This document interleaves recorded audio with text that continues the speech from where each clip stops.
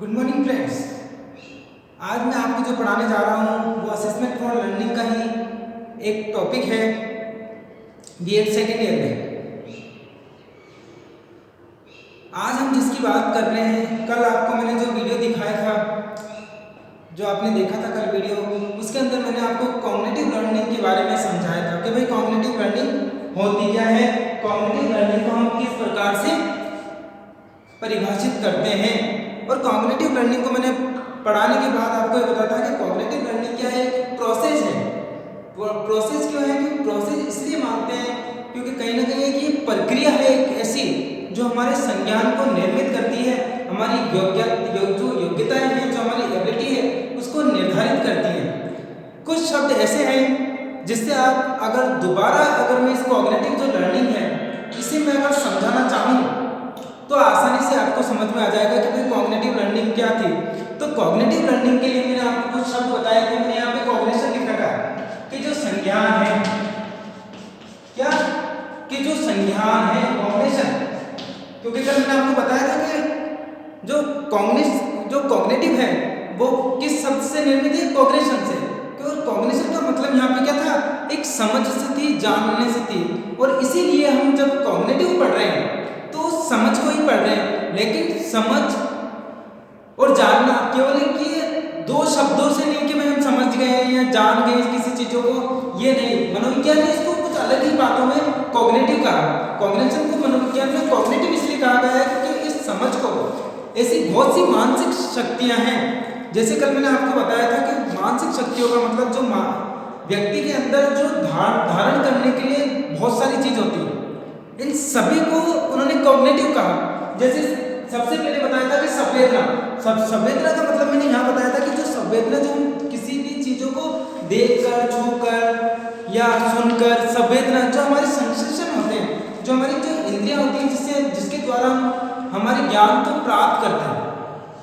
फिर मैंने यहाँ पे बताया था प्रत्यक्ष रूप से देखकर भी हम किसी को बच्चे सीखते हैं।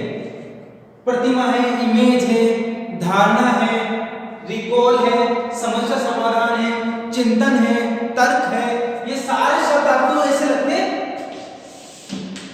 ये जो भी शब्द मैंने यहाँ पे लिखे हैं वो कॉग्निशन को, यानी कॉग्निटिव जो लर्निंग है, जो संज्ञानात्मक अधिगम है, उसको आसानी से हमें बता देते हैं भाई कॉग्निटिव लर्निंग है क्या। इसीलिए मैंने सबसे पहले आपको बताया था कि संवेदना है, प्रत्यक्षीकरण है, प्रतिमा है, धारणा है, रिकॉल है, समस्या समाधान है, चिंतन है, तर्क है, ये सब क्या है? एक मानसिक प्रक्रिया है। ये क्या है? एक मानसिक प्रक्रिया है। किसके लिए? संज्ञानात्मक अधिगम के लिए। किसके लिए?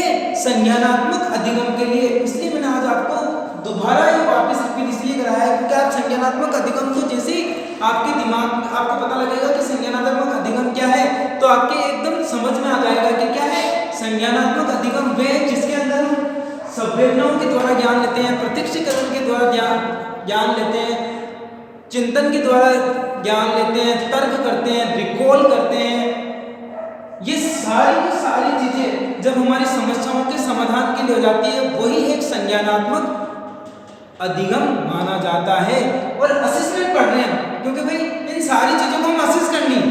भाई हमारा जो मोटिव, जो उद्देश्य निर्धारित है वो किसके लिए? असेसमेंट के लिए। कि भाई असेसमेंट को इसमें क्यों पढ़ रहे हैं कि भाई अधिगम, क्योंकि हमें पता है कि भाई जो चीजें हमने सीख ली है, उन सीखने के लिए अब हमें निर्धारित तो करना पड़ेगा कि भाई बच्चा फर्स्ट है, सेकंड है, थर्ड है, या हो सकता है कि वो कमजोर है पढ़ाई में, पढ़ाई को और आगे बढ़ानी है। वो बहुत सारी चीजें हैं जिससे हम उस बच्चे की कमजोरियों को पता लगाकर उसके अचीवमेंट लेवल को जानकर हम उसे बता सके कि भाई हो सकता है कि किसी बच्चे को संवेदनाओं के में परेशानी आ रही है, किसी को प्रत्यक्षीकरण में आ रही है, किसी को चिंतन में आ रही है, हो सकता है बहुत सारी मानसिक जो चीजें हैं उनमें बच्चे को परेशानी आ रही है। उसका असेस करने के लिए ही हमने आज कॉग्निटिव लर्निंग को पढ़ रहे हैं। क्योंकि कॉग्निटिव लर्निंग असेसमेंट, कल मैंने आपको बताया था कि ये असेस करने के तरीके हैं। भाई कॉग्निटिव लर्निंग को भी हम असेस कैसे करें कि भाई जो बच्चे के दिमाग में जो एक इमेज बनी है, जो एक संज्ञान बना है, उस संज्ञान का हमें पता तो लगाए कि ये संज्ञान कितना बना है, ये इमेज कितनी बनी है, ये बच्चा कहाँ कमजोर है, तर्क करना जानता है, विश्लेषण करना जानता है, सब की बहुत सारी चीजें हैं जिससे हम संज्ञान को अच्छे से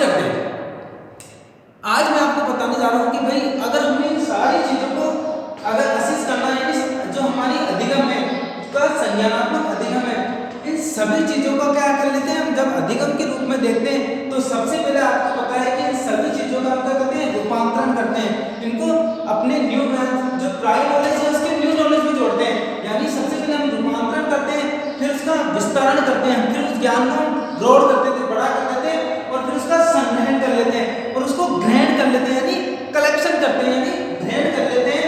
और ये सब जब समुचित प्रयोग हो जाता है, यानी सबसे पहले हमने क्या करा कि जो मैंने सारे जो शब्द लिखे हुए हैं, इन सारे शब्दों को मैंने क्या करा, उनका रूपांतरण किया है, इनको ट्रांसफॉर्मेशन किया है कि भाई है क्या चीजें हैं, इस ज्ञान को किस तरह ट्रांसफॉर्म कर रहे हैं हम।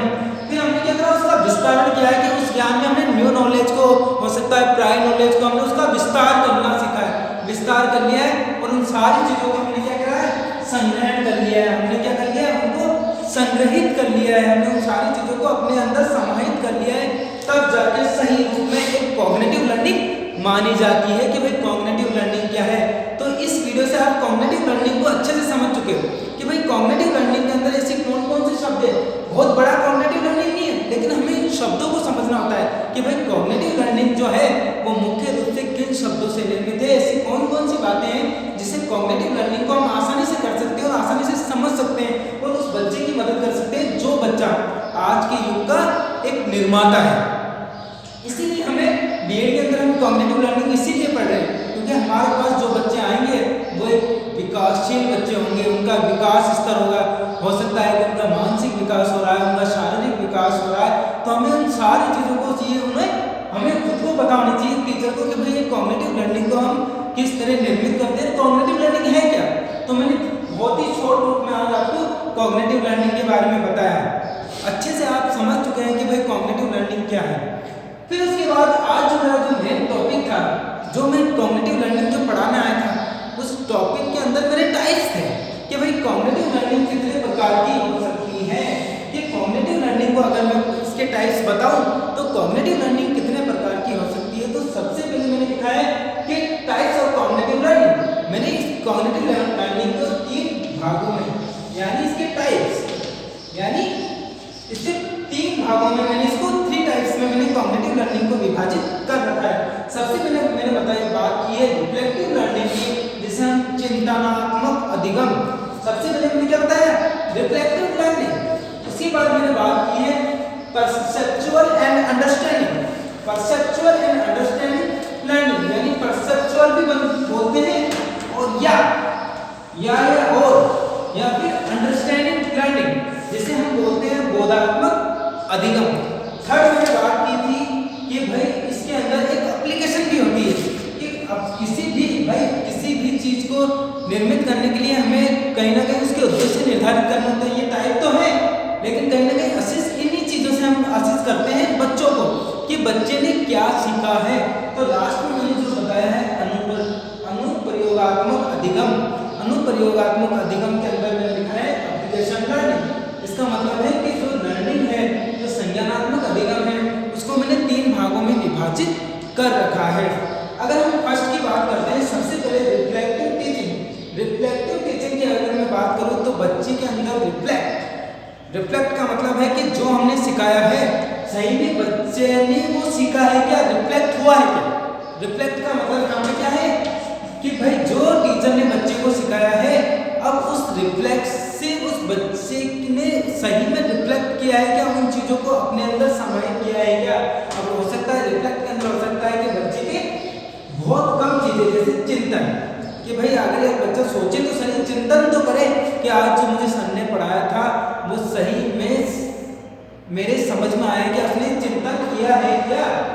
या फिर तर्क, बच्चा बताएगा कि यार तर्क कि यार आज मुझे अच्छा नहीं लगा, वैसे बहुत सारी बातें बच्चा करता है, नहीं तर्क करना सीखता है। फिर यहाँ पे मैंने बताया समीक्षा।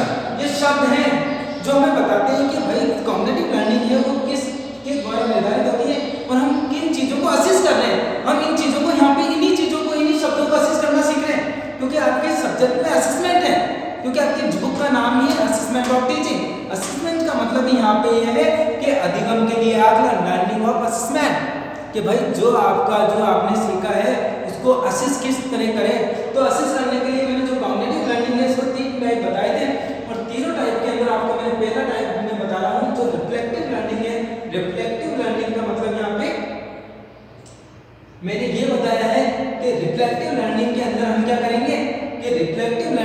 अंदर हम बच्चे से चिंतन करना सिखाएंगे, तर्क करना और समीक्षा, कि बच्चा सही में समीक्षा कर रहा है क्या, कि इन चीजों की सही में समीक्षा कर रहा है क्या। ये रिफ्लेक्ट है कि हमने जो सिखाया बच्चे के सही में रिफ्लेक्शन हुआ है क्या, बच्चे ने रिफ्लेक्ट किया है क्या उन सारी चीजों के बारे में। यही कॉग्निटिव लर्निंग का एक पार्ट है। फिर मैंने बताया था कि ये बोधात्मक अधिगम यानी अंडरस्टैंडिंग या परसेप्चुअल का मतलब मैंने यहाँ पे ये बताया है कि बच्चे के दिमाग में एक इमेज बनती है, यानी एक धारणा बनती है, जिसके अंदर मैंने कुछ शब्द लिखे हैं यहाँ पे। ये सारे शब्द इसी के हैं। ये सारे शब्द किसके हैं?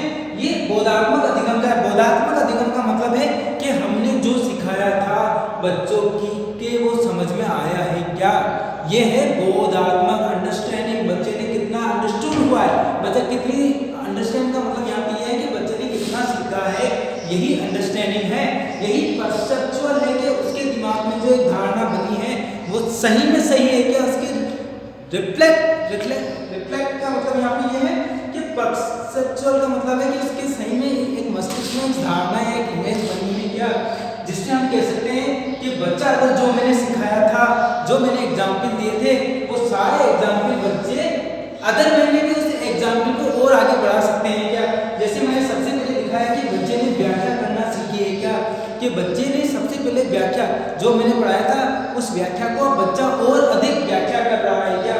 फिर मैंने पढ़ाया था उदाहरण कि भाई बच्चे को एग्जाम्पल समझ में आई है क्या, बच्चे ने संबंध बनाने लगा है क्या, बच्चा संबंधों को जानने लगा है क्या, बच्चा वर्गीकृत करने लगा है क्या, कि किसी चीजों को वर्गीकरण करने लगा है क्या। ये सारी चीजें फिर कई बार होता है कि बच्चा कारण कि सर ऐसा क्यों, क्या कारण है, इसका मतलब है कि बच्चा अंडरस्टैंड है। अंडरस्टैंड का मतलब यहाँ पे यही है कि बच्चा सही में अंडरस्टैंड है कि बच्चे की जो लर्निंग है वो सही रूप में हो रही है क्या। अगर बच्चा व्याख्या कर रहा है, बच्चा एग्जाम्पल दे रहा है, बच्चा रिलेशनशिप को जान रहा है, बच्चा वर्गीकृत कर रहा है, मैं बच्चा कारण बता रहा है, इसका मतलब है कि हमें इन सारी चीजों को क्या करना है, असिस्ट करना है बच्चे की, क्योंकि हम पार्ट ऑफ द असेसमेंट, ये पार्ट किसका है, एक असेसमेंट का पार्ट है कि इन सारी चीजों को जो ये शब्द है वो दिखते बहुत कम है कि भाई ये चीजें हैं, ये बच्चा सही है, लेकिन हमें इन शब्दों को हमें असेस करना है क्योंकि ये असेसमेंट का पार्ट है कि बच्चा सही में अंडरस्टूड है या नहीं, क्योंकि बच्चे की अचीवमेंट लेवल ही आपको देखनी है। उसके एक अचीवमेंट लेवल को आप देख लोगे जिससे हमें पता लग जाएगा कि भाई बच्चा सही में इन चीजों को असेस कर रहा है या नहीं कर रहा है। फिर मैंने थर्ड आपके नीचे लिखा है, जो थर्ड टाइप है वो लिखा है एप्लीकेशन लर्निंग। अब एप्लीकेशन का मतलब तो जैसे ही एप्लीकेशन का आता है यानी अनुप्रयोगात्मक। अब बच्चा सही में जो ये बच्चे ने ये सारी चीजें सीखी हैं उसको क्या सही में वो अप्लाई कर रहा है क्या, एप्लीकेट है क्या वो। अगर इन सारी चीजों को सीखने के बाद अगर बच्चा निष्कर्ष पे पहुंचता है, यानी आज मैं ये कहूं कि बच्चा सही में अनुमान, जैसे यहाँ व्याख्या की बच्चे ने अनुमान लगाया, बच्चे ने यहाँ पे हमने व्याख्या की, बच्चे ने अनुमान लगाया प्राय नॉलेज से न्यू नॉलेज से, यानी जो उसकी पूर्व ज्ञान था उसके नए ज्ञान से उसने अनुमान लगाया कि यार ऐसा हो सकता है। इसका मतलब है कि बच्चे का जो एप्लीकेशन बेस है उसको हम सही रूप में असेस कर रहे हैं। बच्चे ने संश्लेषण करना सीखा, बच्चे ने जोड़ना सीखा, बच्चे ने तोड़ना सीखा, विश्लेषण करना सीखा। बच्चा ने अपन कहते हैं बच्चा संश्लेषण करता है, बच्चा विश्लेषण करता है कि चीजों को बिखेर देता है, बिखेरने के बाद समेटना भी सीखता है बच्चा निष्कर्ष निकालना सीख लेता है, बच्चा सारांश समझ जाता है। ये सारी चीजों को असिस्ट कर रहे हैं। तो ये क्या है, ये कॉग्निटिव लर्निंग, यानी हम क्या कहते हैं अनुप्रयोगात्मक अधिगम को सही रूप से असिस्ट कर रहे हैं। इसीलिए मैंने आज आपको ये संज्ञानात्मक अधिगम इसीलिए पढ़ाया था, इसके टाइप इसीलिए बताए थे क्योंकि ये सारे टाइप कहीं ना कहीं हमारे ऑब्जेक्टिव्स हैं। ये हमारे ऑब्जेक्टिव हैं। ऑब्जेक्टिव किसके हैं? ये ऑब्जेक्टिव हैं ये असेसमेंट के।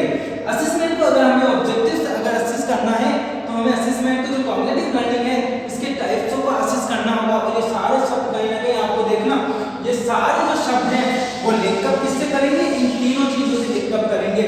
लिंकअप का मतलब है कि जब सारी चीजें हमारे समझ में आ जाती है तो हम यहाँ जाके इन सारी चीजों का क्या करते हैं, इन सभी का जो ट्रांसफॉर्मेशन है वो करते हैं, विस्तारण करते हैं, संग्रहण करते हैं, तब जाके हमारी समुचित अधिगम प्रणाली सही रूप में एक संज्ञानात्मक अधिगम प्रणाली मानी जाती है। इसीलिए आज आपके लिए इतना सब कुछ। अगर आप इन सारी चीज़ों को समझ चुके हो तो आप एक कॉग्निटिव लर्निंग को अच्छे से समझ चुके हो कि भाई कॉग्निटिव लर्निंग है क्या। इसीलिए आज मैंने आपको ये सारी की सारी जो कॉग्निटिव लर्निंग है उसको समझाया था। आज के लिए